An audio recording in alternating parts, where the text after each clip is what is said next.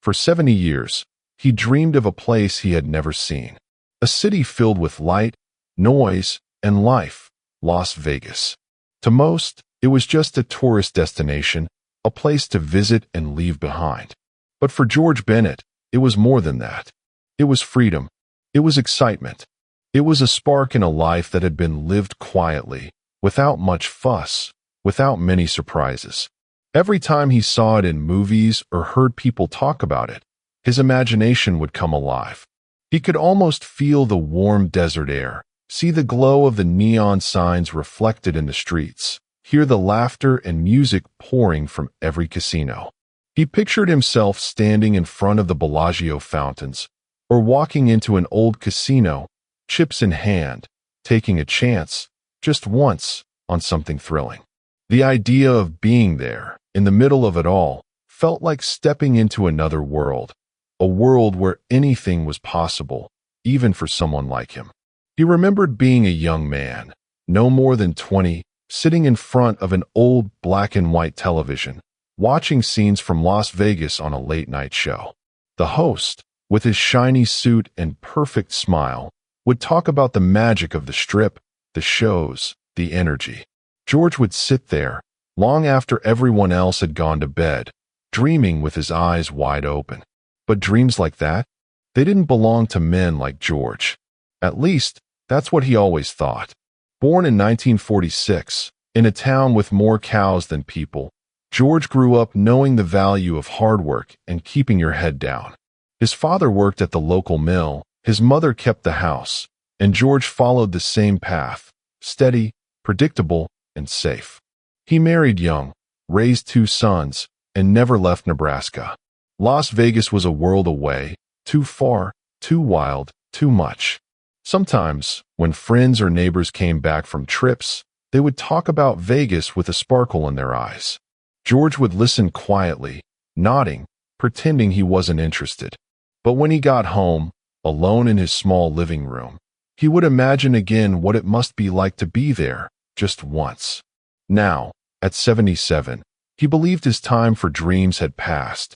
Life had given him all it would, and he was grateful. But somewhere inside, that boy who once imagined the bright lights of Vegas still stirred.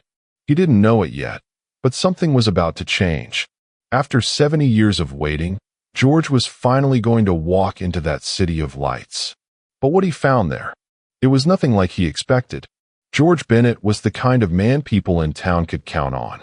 Everyone knew him, not because he was loud or attention-seeking, but because he was steady.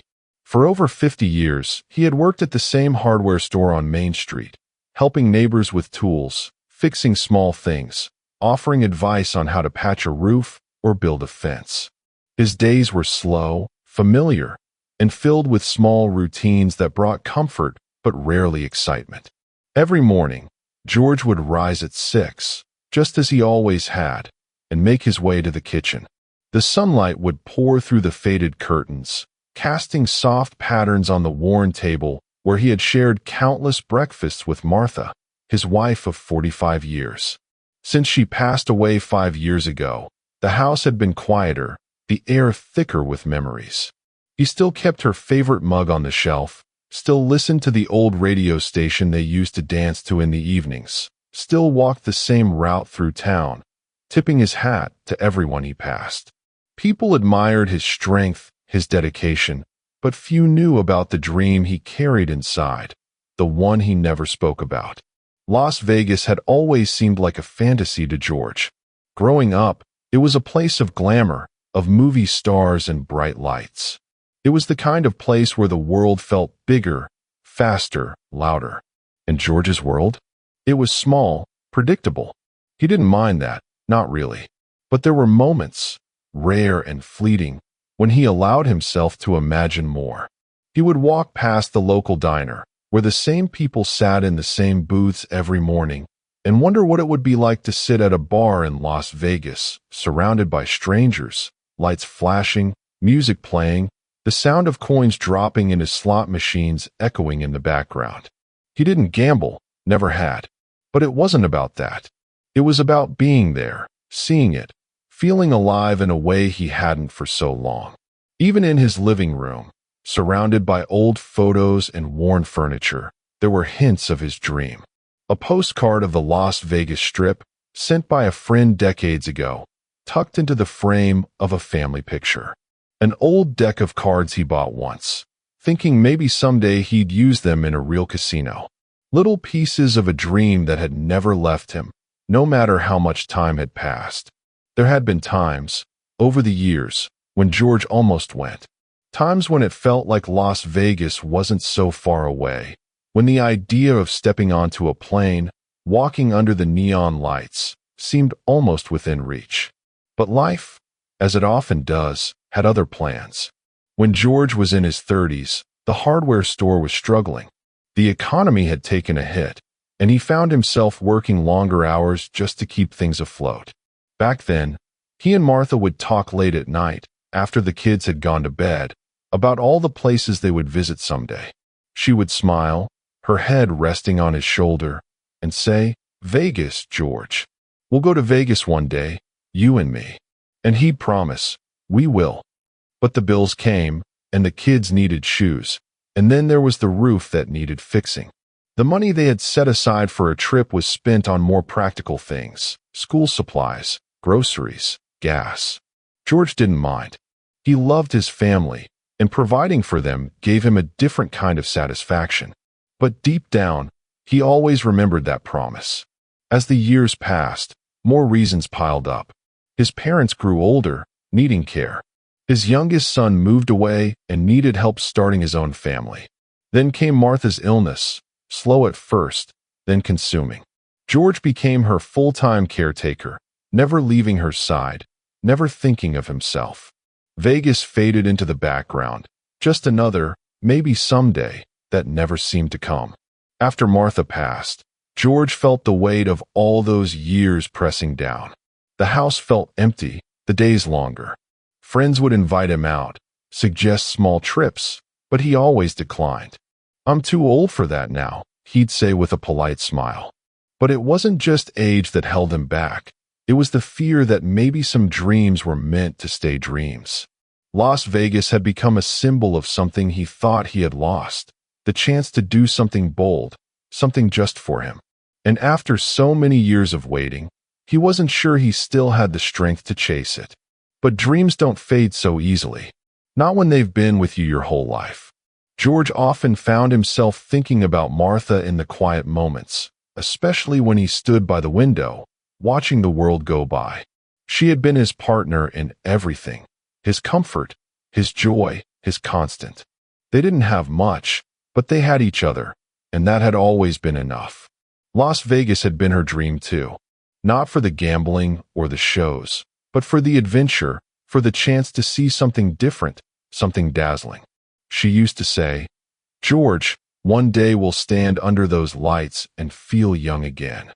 He would laugh, holding her hand, and say, "Someday, darling, we'll make it there." They talked about it for years, sometimes seriously, sometimes just to escape the routine of daily life.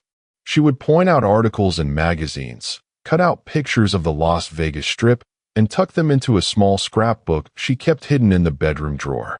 It wasn't much, just a few pages filled with dreams, pictures of casinos, fancy hotels, and people smiling, living out moments they would never forget. When Martha fell ill, George found that scrapbook again. He remembered sitting by her bedside, flipping through the pages, her hand resting in his. "We almost made it," she whispered one night, her voice barely more than a breath. "Almost." George had smiled, brushing her hair back gently. "We still have time," he had said, even though they both knew the truth.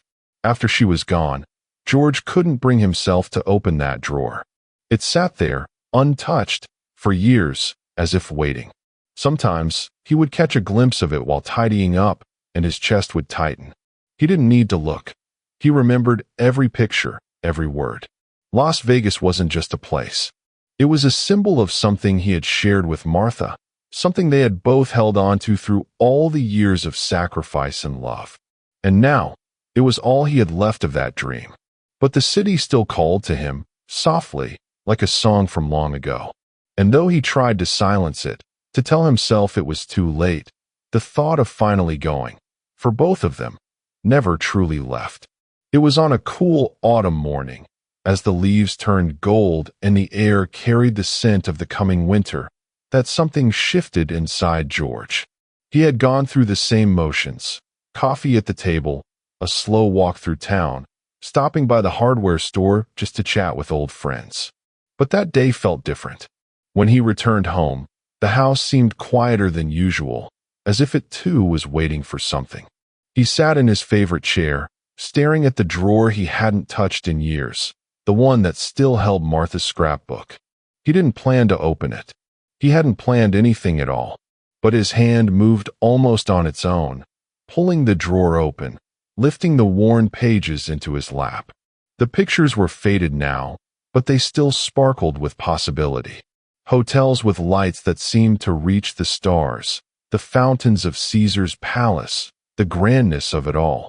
And then he saw it, a small note, written in Martha's familiar handwriting, tucked between 2 pages. He had never noticed it before. "One day, George. And if I go first, I hope you'll go for both of us." His breath caught. He read the words again, as if trying to make sense of them. She had known. Even back then, she had known he would hesitate, that he would think it was too late. Tears filled his eyes, not from sadness, but from something deeper, a pull, a promise, a voice that seemed to echo in the stillness of the room. He sat there for a long time, holding that note, the scrapbook open on his knees. And slowly, something inside him began to change. Maybe it wasn't too late. Maybe this dream wasn't just about the past, but about living, now, while he still could. That evening, he picked up the phone and called his oldest son, Mark. "I need your help," George said, his voice steady for the first time in years. Mark paused. "Anything, Dad." "What is it?" "I'm going to Las Vegas." Mark didn't question his father's decision. He heard something in George's voice that he hadn't heard in a long time: determination. Within days, they had picked a date. A direct flight to Las Vegas, just a few hours in the air, but a lifetime away from everything George had known. As the day approached, George found himself feeling both anxious and excited, like a boy waiting for his first big adventure. He hadn't traveled in years, not since Martha was alive, and certainly never to a place like this. But now, every little thing seemed to matter: choosing what to pack, making sure he had everything ready, even finding his old camera, still working after all this time. Mark came over often, helping with the arrangements, walking him through what to expect at the airport, how the trip would go. George listened carefully, nodding, but inside his mind was racing. He wondered what it would feel like to stand under those lights, to hear the sounds, to be part of something so alive. The night before they left, George sat on the porch, looking up at the stars. The air was cool, and he pulled his jacket tight around him. In his hands, he held Martha's note, folded neatly, a constant reminder of why he was doing this. "I'm going, darling," he whispered into the night. "We're going." The next morning, Mark arrived early, a wide smile on his face. "Ready, Dad?" George stood tall, his suitcase by the door, his heart pounding. "As I'll ever be." The drive to the airport was quiet, but filled with anticipation.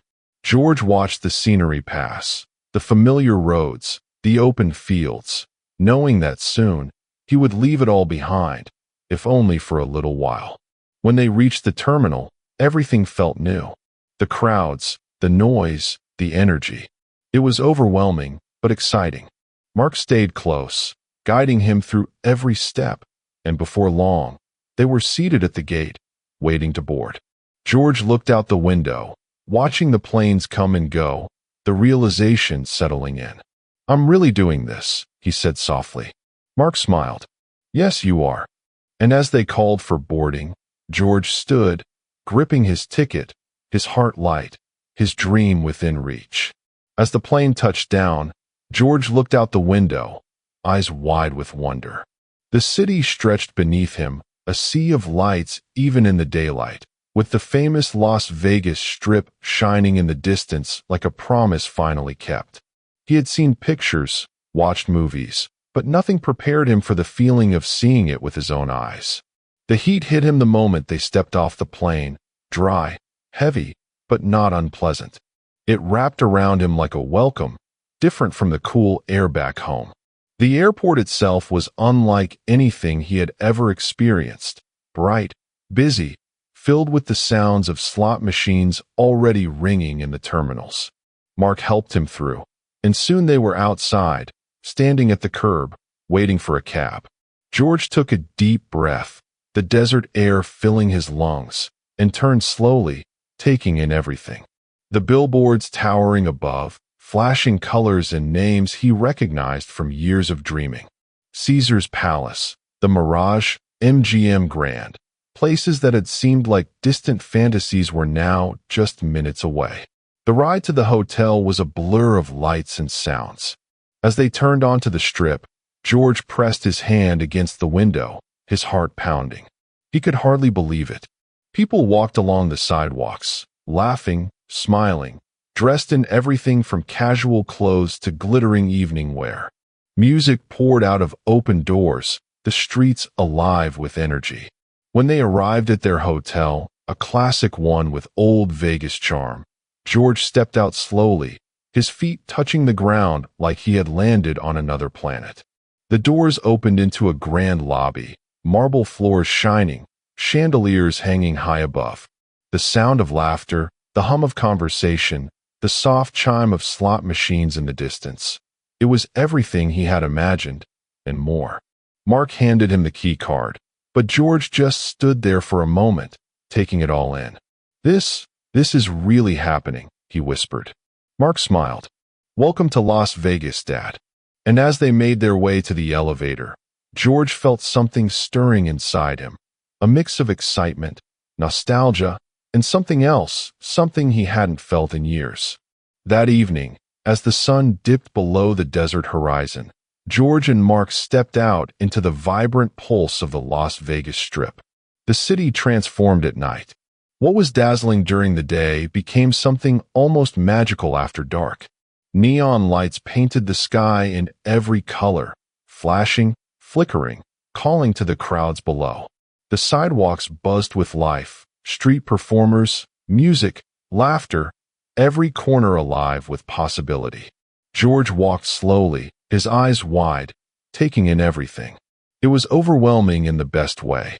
The Bellagio fountains danced in perfect rhythm, shooting water high into the night, lit by golden lights. He stood there, watching, feeling like a child seeing the world for the first time. Mark led him into their first casino, a place George had seen countless times in movies but never imagined standing inside. The cool air, the clinking of chips, the soft spinning of roulette wheels, the digital hum of slot machines. It was all so real, so immediate. People cheered, some sighed, others simply sat quietly, lost in their own games. George didn't come to gamble. He didn't need to. Just being there, walking through the rows of flashing lights, hearing the voices, seeing the joy and the thrill on people's faces was enough. But Mark handed him a few chips anyway, smiling. Just for fun, Dad. Pick a table. They found a quiet blackjack table, the dealer friendly, the other players welcoming. George sat down, heart pounding not from the game, but from the sheer wonder of it all. He played a few hands, laughing softly when he won, shrugging when he lost. The dealer winked. First time? George nodded. Been a long time coming. Afterwards, they wandered through the hotel, past glittering shops and show posters, the air thick with the scent of perfume and excitement. George stopped to rest, sitting on a bench near a grand staircase, watching people come and go. This isn't what I expected, he said quietly. Mark looked at him, curious. Good or bad? Neither, George replied, smiling softly. It's just more real. It's not just the lights or the casinos. It's the feeling. Being here, finally. It's enough. And as they walked back to their room, George felt something settle in his chest. Not just satisfaction, but peace. The next morning, George woke early, the soft light of the desert sun filtering through the curtains. The city outside was quieter, as if catching its breath after a long, glittering night. He sat by the window, looking out at the skyline, the towers, the signs, the desert stretching far beyond. There was a calm inside him, a quiet joy that came not from the excitement of the night before, but from something deeper.